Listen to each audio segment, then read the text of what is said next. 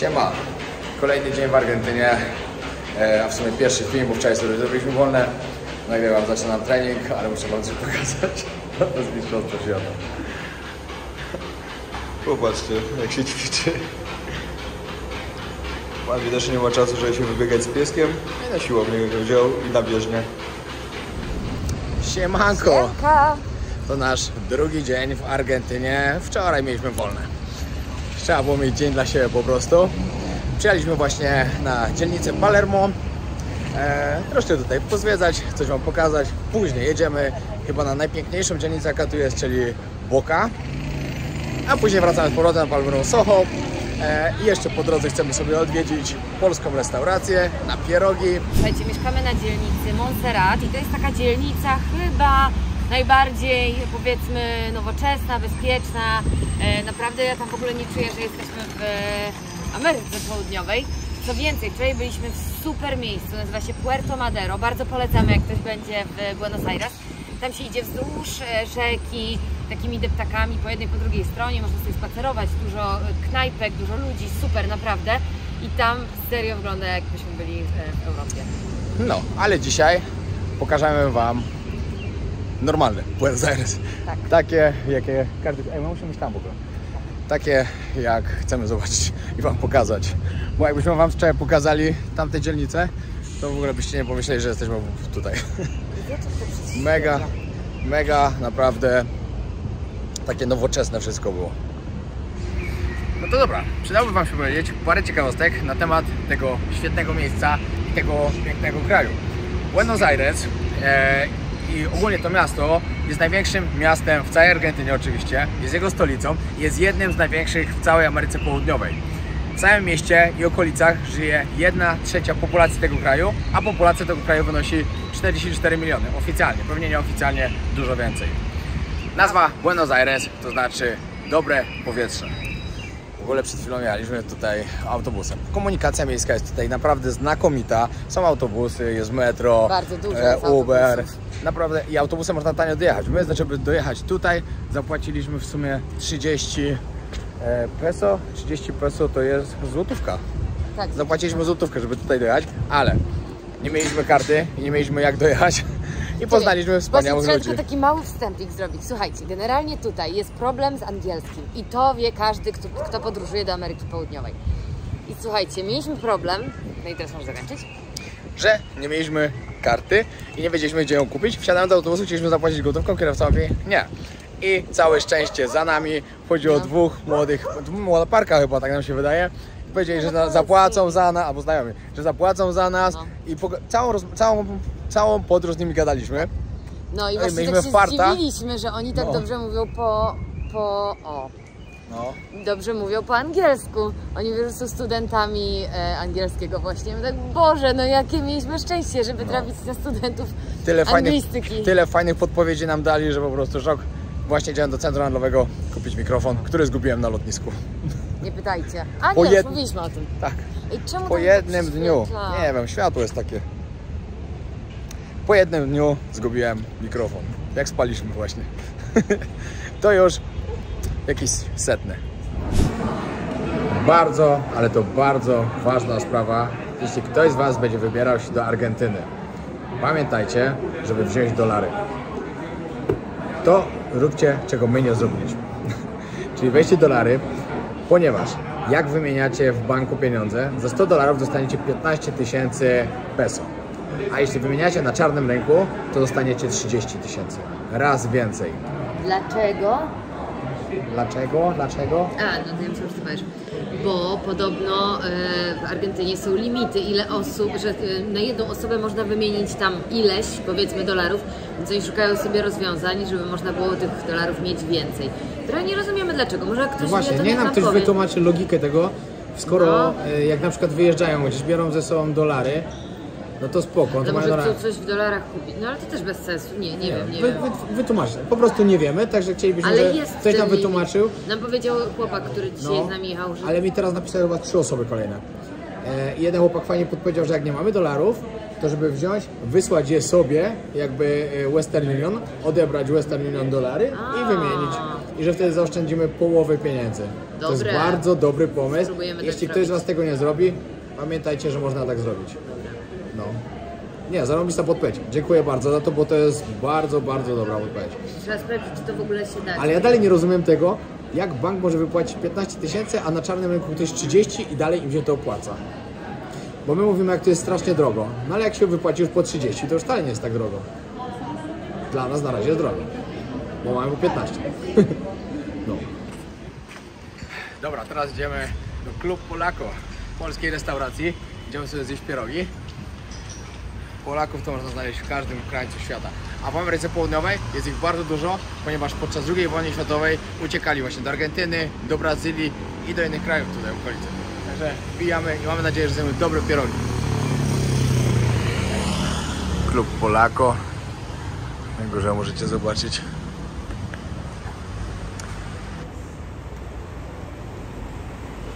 Związek Polaków w Argentynie. O, zobacz, to jeszcze jest oficjalne, to jest tabliczka. No. Nawet są dobre ceny. Czy to jest? Nie, to nie. Polako, happy hour. Dobra, nas interesuje jedzonko. Tutaj tabliczka kolejna. Remont Domu Polskiego w Buenos Aires jako dar narodu polskiego dla rodaków sfinansowano z dotacji Senatu Rzeczpospolitej Polskiej. Powstanie warszawskie, ofiarą Katynia, Józef Piłsudski. Wow! O, jest, Lewandowskiego nie mogło zabraknąć, rzeczywiście. To wchodzimy. Wałęsa jest na końcu. No i tutaj macie zapiekanki różne z Kraków, klasyka. Tutaj pierogi, gulasz.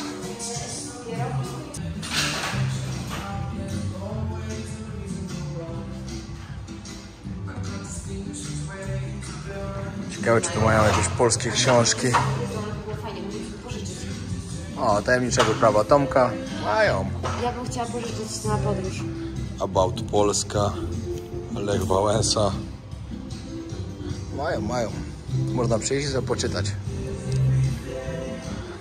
Jeszcze szalik jest. Nieznajomi z pociągu. Polish Club. Dziewczęta jak iskry. Zapytaliśmy, czy właścicielem tego są Polacy. Jest 5 właścicieli, żaden nie jest Polaków. Jednego, jakiś tam pradziadek czy dziadek, pradziadek był jakiś, Polakiem. no. Czyli pewnie jest tak, że podczas wojny tutaj on i z rodziną tutaj wyjechali. Ale tutaj w środku jest Klub Polaka i zaraz pójdziemy sprawdzić, czy możemy tutaj porozmawiać z kimś po polsku. Ale ogólnie to ja wątpię, że to będzie takie jedzenie naprawdę polskie, bo jak oni nigdy nie gotuje tego Polak, nikt nie miał nigdy styczności z Polską, więc Zobaczymy. ciekawe. Teraz spróbujemy. I mamy zapiekankę, i mamy pierogi, I mamy degustatora, który próbuje najlepiej na świecie. Tak jest. Zaraz opiszemy, jak smakowało. Zapiekanka? Kozak. Normalnie jakbym w Polsce jadł. Ale pierogi właśnie zgłaszamy, że są niegotowe. Ciasto było zupełnie surowe. Ale zapiekaneczka bon appetit, Pedro. Tutaj pani nas przyjęła właśnie. Opowiedziała nam troszkę tej pamięci lotników z Argentyny poległych w II wojnie światowej. Właśnie rozmawialiśmy z panią tutaj z tego klubu polskiego, no i pani mówiła, że tutaj głównie Polacy mieszkający to są po prostu pokolenie po wojnie, które tutaj zostało, że jakby tu nie ma takiego nowego napływu mieszkańców, ogólnie obcokrajowców, a rozmawialiśmy stricte o Polakach, że tu nie jest po prostu atrakcyjnie, tu jest drogo, zarobki są raczej niskie, no, ale fajnie taki kawałek Polski znaleźć. No i powiedziała nam jeszcze, że ogólnie w Argentynie Polaków i ludzi pochodzenia polskiego jest około 500 000. Tak. Jest naprawdę bardzo dużo. Bardzo dużo.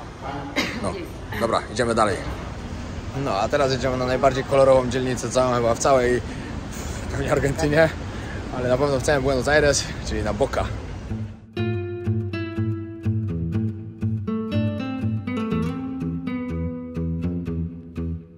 Aha, no i ta pani nam powiedziała, że teraz już nie ma typowo polskiej restauracji. Wcześniej była to polska restauracja, gdzie się spotykali Polacy i tak dalej. To, gdzie my byliśmy, to był po prostu bar zrobiony przy tym towarzystwie Polaków, trochę na patencie, żeby jednak ktoś odwiedzał, że tam przychodził i tak dalej. No, ale pierogi tragedia. Zapiekanka spoko, bardzo dobra, ale pierogi ani trochę.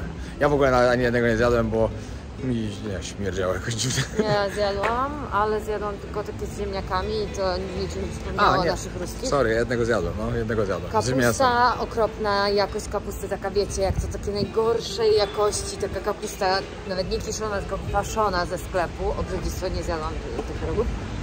A mięso też. No cóż, idziemy na metro i jedziemy dalej.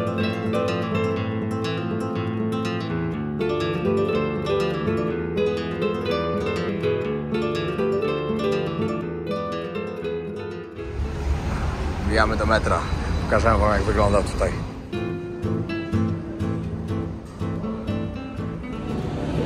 Ej, ludzie tu są przecudowni. Teraz pani z metra, która tu pracuje, otworzyła nam, żeśmy za darmo sobie jechali metra, bo nie ma jak karty kupić. I to pani, która sprzedaje bilety, nie? Wcześniej nam zapłacili za autobus, teraz pani nas puściła za darmo do metra. Mega mili. Metro kosztuje złotówkę. Jeśli wymieniacie normalnie, jeśli po tańszej cenie to 50 groszy. No.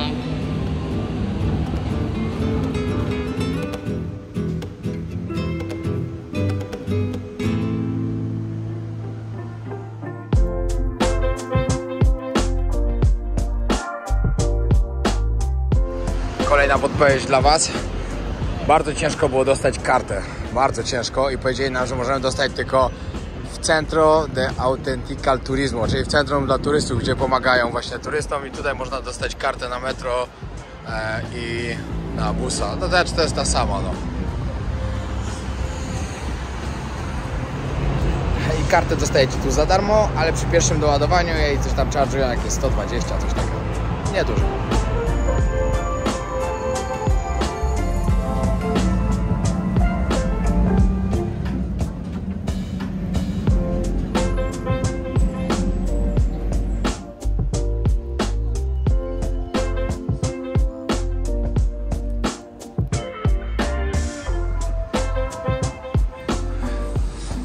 Teraz pod jakimś klubowym barem z Laboka. Idziemy zobaczyć pod stadion.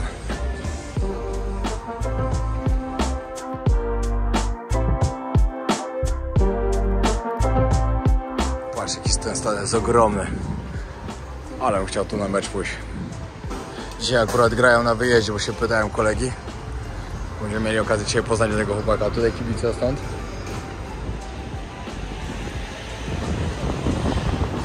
Wszystko w barwach.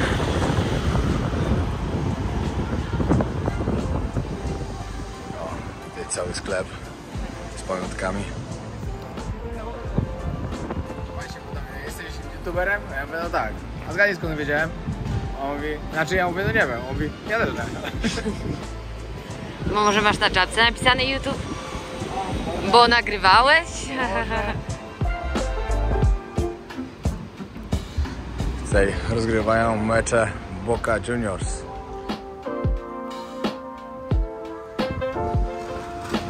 Ten stadion jest w ogóle dziwnie zrobiony, bo dookoła jest tak jakby okrąg, a z jednej strony taka płaska ściana. Wchodzi tutaj 57,5 tysiąca ludzi na ten stadion. Ale tu mecz musi być fajny. Diego Maradona, czyli chyba najlepszy piłkarz w dziejach świata, też grał tutaj w Boca Juniors w 1985-1982 roku. No, niesamowity człowiek. Piłkarz wszechczasów. Nawet został wybrany najlepszym piłkarzem wszechczasów. Także pełen szacun. No, Diego Maradona żył 80 lat. 1960 do 2020 roku, 2 lata temu zginął. Ale wyczytałem właśnie, że ciekawą rzeczą jest to, że właśnie został wybrany piłkarzem XX wieku i 53% głosów aż otrzymał.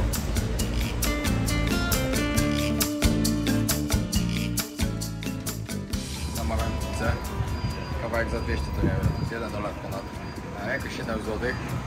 Patrzcie jak zabezpieczony. Przez kraty dajecie hajs. Też kolejny sklep. I też tak kraty. Ciekawe to jest. Ale ogólnie powiem wam, że my się tu naprawdę czujemy dobrze. Ludzie są dla nas bardzo mili. Wiadomo, tutaj też w Argentynie macie takie ogromne slumsy. Nie wiem, czy mi się tam uda dostać, ale mam nadzieję, że tak. No, mam tu takiego kolegę, którego to chcę zapytać, czy pójdzie tam po prostu ze mną. Wiadomo, z lokalnym, no to wiadomo, że dużo lepiej. Samemu raczej może być średnio. O, ale zaczęło świecić. No, ale jeśli go namówię, jeśli on sam nie będzie się bał tam iść, no to zobaczycie sam odcinek. No i dochodzimy do kolorowej dzielnicy. Znaczy tak, na dzielnicy teraz byliśmy, tylko tu jest to główne miejsce.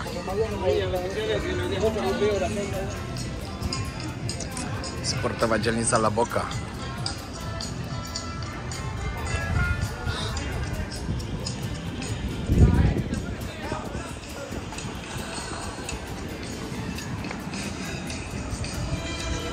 Chłopaki w piłę grają. Republika de La Boca.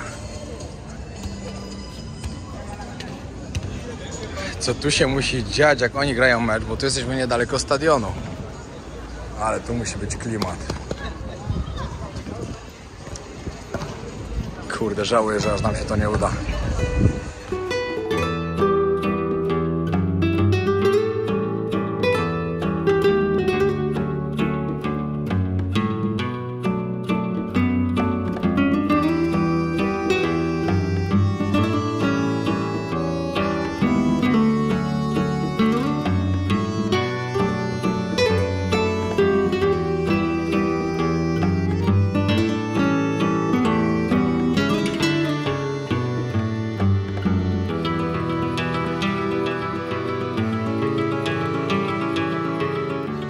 Ale to super wygląda na tej dzielnicy.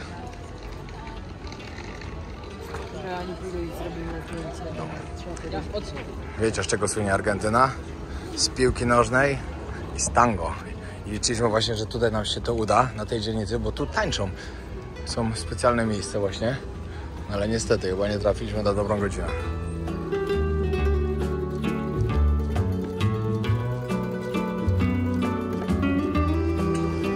Chyba kiedyś pociąg jeździł, bo stacja stoi, ale po torach przed chwilą jechał samochód. Kurde, liczyliśmy na to, że uda nam się zobaczyć tutaj, jak tańczą tango. No ale chyba nie tym razem.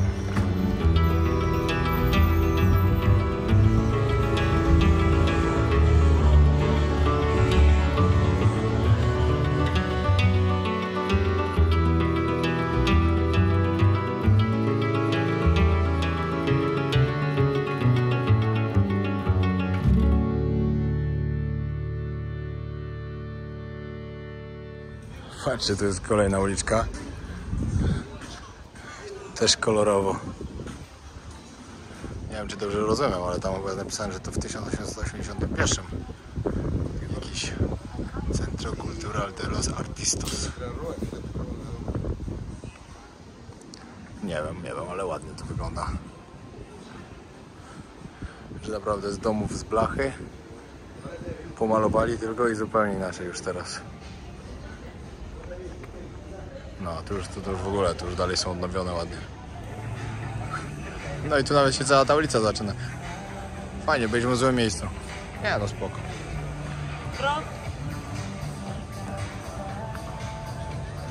Patrz, jak to wszystko jest zrobione ciekawie.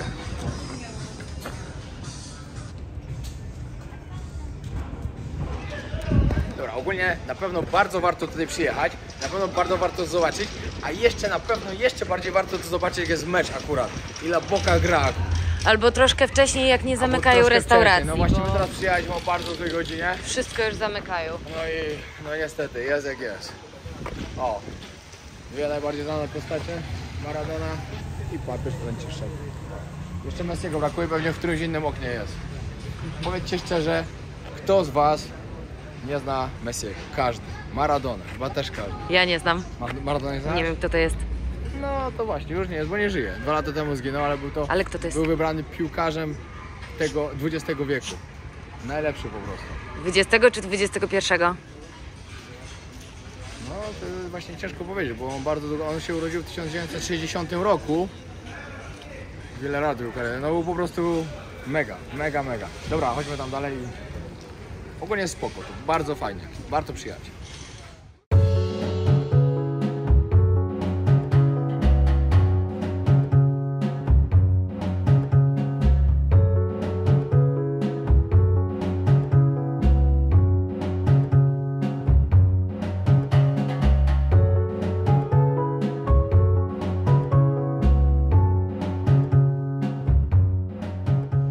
Siema. Siemaneczko.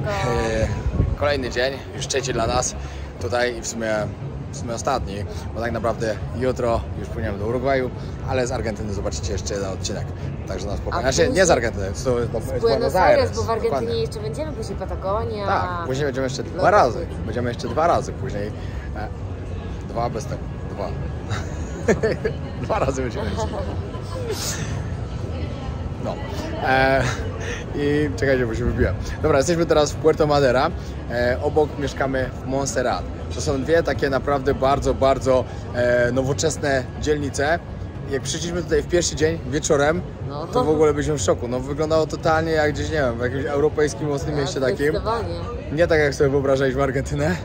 Jedliśmy tutaj pyszne steki argentyńskie, bo wiadomo z tego słynie właśnie Ale całe szczęście nie nagraliśmy tych steków i Piotrek stwierdził, że trzeba iść jeszcze raz. Tak, no właśnie chciałem teraz mieliście zobaczyć te steki, ale ich nie nagraliśmy, bo tu mieliśmy dzień bez kręcenia. Ale to jest dobra okazja, żeby iść jeszcze raz. Bo były pyszne, naprawdę. Tak. Wracamy teraz jeszcze raz na Boca, bo chcemy zobaczyć tango. Wczoraj byliśmy chyba za późno. Tak, dzisiaj się zamykały knajpki. No, się zamykały. Dzisiaj chcemy to zobaczyć. Trzymajcie kciuki, żebyście w dalszej części to zobaczyli. My lecimy dalej. Tutaj właśnie na tym Puerto Madera. Puerto Madera to się nazywa? Puerto Madera. Macie taki fajny... Puerto Madero, no. Macie taki fajny deptak z jednej strony. Tutaj się ciągnie bardzo daleko. I z drugiej. Wszędzie są restauracje. I jest tu bardzo dużo włoskich restauracji. Naprawdę. Ale wczoraj jadłem pizzę. Oni też mają bardzo popularne to, że jedzą pizzę. No i w sumie to nie ma tak nawiązań do Włoch, bo nie ma włoskiej pizzy, tylko oni mają swoją. Na grubym cieście, dużo sera i dla mnie najlepsza. Nie lubię włoskiej pizzy. Dla mnie smakuje jak papier. Ja lubię jak pizza jest taka, że można się nią najeść. Ja też i najlepiej jak ma ananasa i szynka. Wiadomo. Ja lubię najbardziej włoską pizzę z ananasem i szynką. Kto jest team ananas i szynka na pizzy? Dobrze się dobraliśmy. Dajcie znać. Ale właśnie, bo chciałabym tylko powiedzieć, bo jakieś to wstawiam na Instagram i fajnie mi dziewczyna jakaś napisała, że w Tajlandii ananas smakuje zupełnie inaczej, bo to jest świeży ananas, to nie jest ten ananas z puszki u nas w Polsce. Chociaż w Polsce też lubię, nie powiem, ale w Tajlandii pizza z ananasem jest pyszna. Spróbujcie, jak będziecie kiedyś, naprawdę. Dla mnie w każdym kraju pizza z ananasem jest pyszna. Ale w Tajlandii to... Wszędzie jemy hawajską pizzę. Jego. Ja no, oni go tu kochają. No ale co się dziwić. O, gracias. Nie ma się co dziwić. No i powiem wam, że dzisiaj tu jest zupełnie inaczej, na La Boca. Jest pełno ludzi, pełno turystów. Tak. I zgubiłem Ale, ciekawe gdzie ona jest. Aha. Czy ona polazła? Aha, można sobie kupić sprzęcior.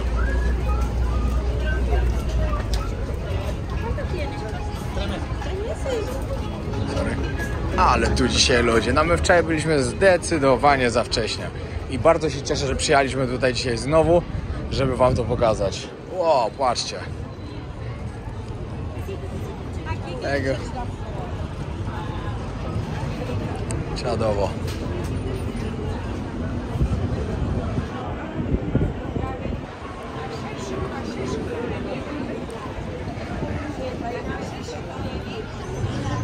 Teraz przyznaję, nie widzieliśmy La Boca.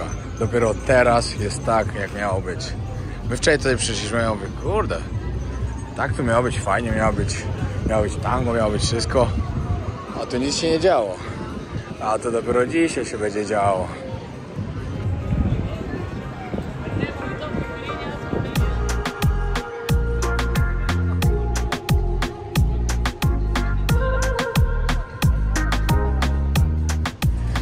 dopiero dzisiaj odkrywamy La Boca. Wczoraj było się fajnie tu przejść. Znaczy fajnie, że widzieliśmy to w dwóch... Siema. W dwóch tych jakby, nie? No, w dwóch odsłonach, czyli wczoraj odsłonach wieczorem. właśnie. Wczoraj wieczorem, jak było totalnie złożone i to mogliście zobaczyć i teraz patrzcie jak dzisiaj. Ale dzisiaj zdecydowanie lepiej. Dzisiaj to jest tak, jak chciałem zobaczyć. O, będą tańczyć.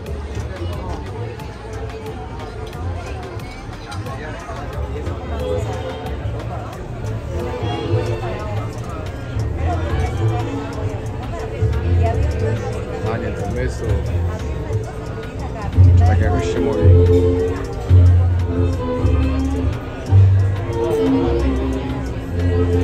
Trzeba przyznać, że ten taniec jest niesamowity po prostu.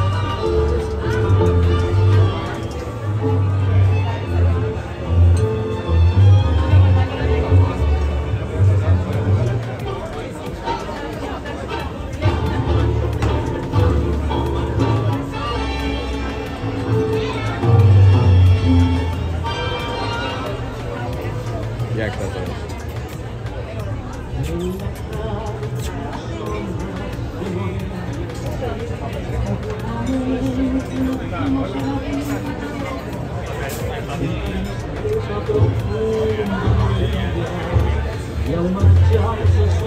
Siema cię pokaz tango.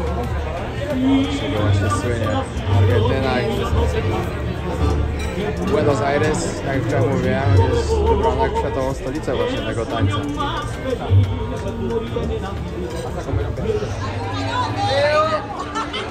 Idziemy zobaczyć co tutaj jest. Ala, co sądzisz o tym, co my widzimy tu dzisiaj, a co było wczoraj? Nie no, super, znaczy ogólnie fajnie jest to zobaczyć jednak jak jest spokojnie, też bo wtedy można bardziej się cieszyć tą kolorową architekturą, ale dzisiaj jest życie, dzisiaj jest fajny taki... Dzisiaj naprawdę Buenos Aires w tym miejscu w La Boca żyje. To jest właśnie taki Buenos Aires, o jakim ja marzyłam, No, co ja dokładnie. chciałam zobaczyć, naprawdę. Dokładnie tak. I mamy to. Venga, me sigue.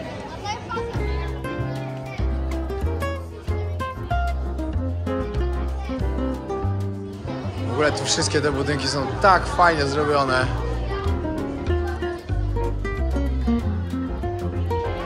Wszędzie kolory. O, Ala, magnesy kupujemy. Co? Magnesy. To jest miejscówka, gdzie wszędzie pamiątki, magnesy. Są kolorowe No. te. Sorry, kolorowa podłoga. Tam jak przy rzece to też jest taka... No.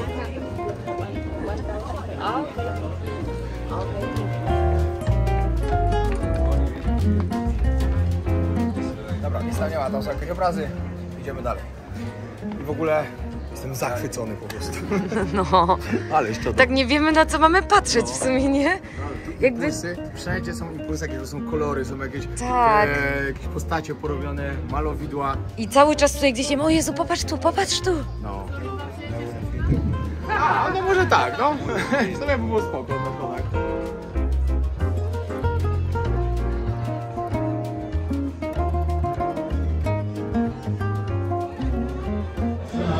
Tutaj pan śpiewa i od razu do tego będzie tango. Ale to niesamowite, że się siedzą w restauracji. No i tu tańczą. Chyba nigdy w żadnym miejscu na świecie nie widziałem takiego czegoś. Fajne to, naprawdę jest fajne.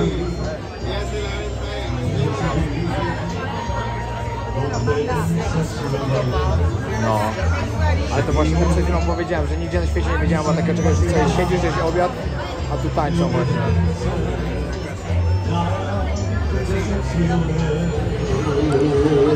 Tutaj wczoraj było wszystko to zamknięte, a tutaj się teraz do każdego miejsca wchodzi. Dzisiaj wam... No, jeśli byśmy dzisiaj nie przyjechali, a powiedziałem Ali, chodź jedziemy jeszcze raz, bo chcę zobaczyć tango. Bo pisało na internecie wszędzie, że tu tańczą właśnie, a my wczoraj nic nie widzieliśmy. Mówimy, może taki dzień, a my po prostu byliśmy za późno. Pamiętajcie, że przyjechać w dzień. My byliśmy już po 17, Tak, nie? no. To jest bardzo późno. Po prostu bardzo wcześnie przyjechać.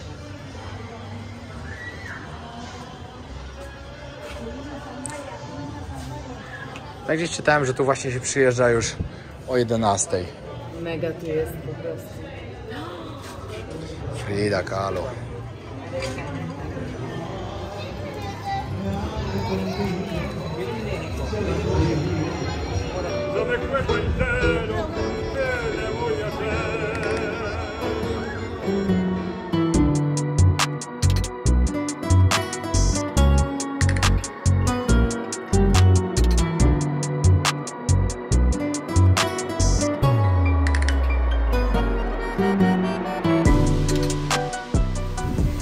się mięcho robi.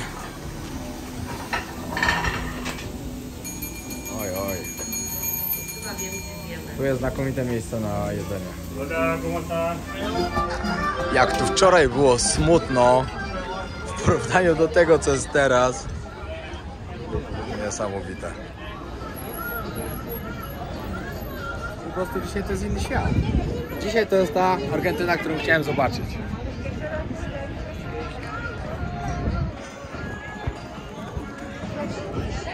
Jedną z ważnych rzeczy, o której muszę przypomnieć w tym odcinku jeszcze, ponieważ zaraz idziemy na stekę i później będę już kończył ten odcinek, jest to, żebyście nie popełnili naszego błędu. Tego, o czym my nie wiedzieliśmy, zanim przyjechaliśmy do Argentyny, zanim przyjechaliśmy do Buenos Aires. Jeśli tutaj przyjeżdżacie, pamiętajcie, żeby mieć ze sobą dolary. To jest bardzo, bardzo ważne, bo stracicie pieniądze tak jak my, a to jest niepotrzebne.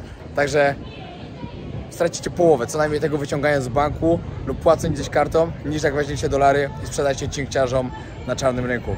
Ponieważ wtedy dostajecie za $100, w banku dostajecie 15 000 peso, u cinkciarza dostaniecie 30. To jest po prostu połowa kasy stracona, którą my straciliśmy i chcę was przed tym przestrzec, żebyście o tym pamiętali, bo to jest bardzo ważne.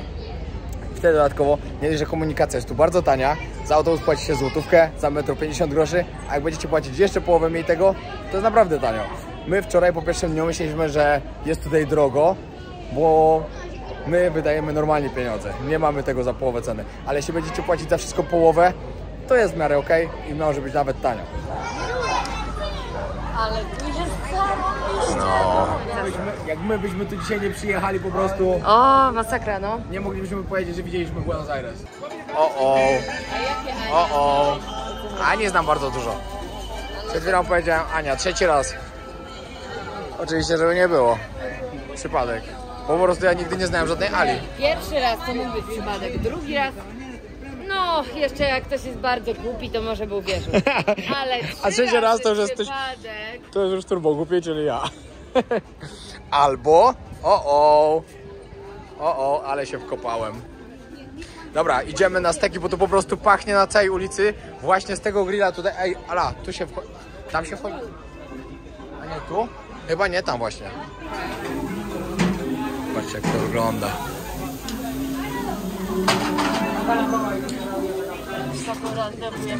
No, będziemy mieli w pierwszym rzędzie od razu. I pomyślcie, tutaj sobie siadamy, sobie jemy elegancko, a tu nam tańczą. Ale ten taniec jest niesamowity.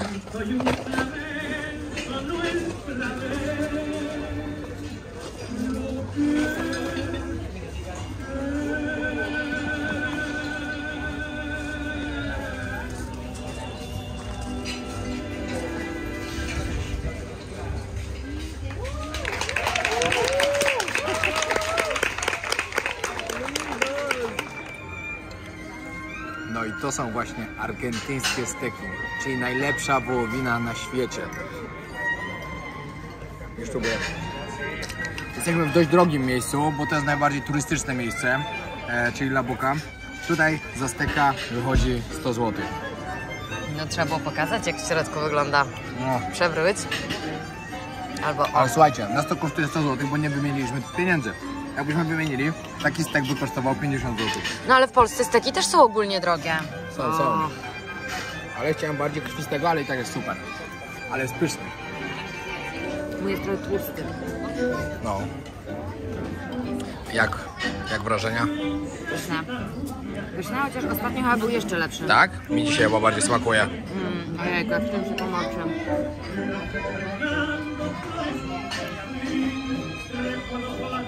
Powiem wam, że jak ktoś... Nie wiem, na ile osób się zamawia coś takiego, patrzcie jaka moja ręka jest. To jest jak z 5 dłoni, to jeszcze więcej. No i dobra, kończymy ten odcinek. Bardzo się cieszymy, że przyjechaliśmy dzisiaj tutaj drugi raz, że zobaczyliśmy prawdziwe La Boca. Wam serdecznie polecamy. Jak na razie dla nas to jest miejsce numer 1, także... Numer 1 gdzie? Buenos Aires. No. Także i tak myślę, że jak będziecie przyjeżdżać do Buenos Aires, na pewno odwiedzicie to miejsce. Pamiętajcie, żeby przyjść tu w miarę w godzinach obiadowych, zjeść pysznego steka argentyńskiego, bo jest po prostu cudowny. I najważniejsze, pamiętajcie, że wziąć ze sobą dolary do Argentyny i wymieniać je na miejscu, a nie wyciągać z bankomatu. Nie popełniajcie naszego błędu. Dzięki wielkie jeszcze raz, że oglądaliście. Zostawcie subskrypcję, lajka, komentarz. Wspierajcie nas tylko tym i oglądajcie odcinki. Najważniejsze. Pozdrawiam.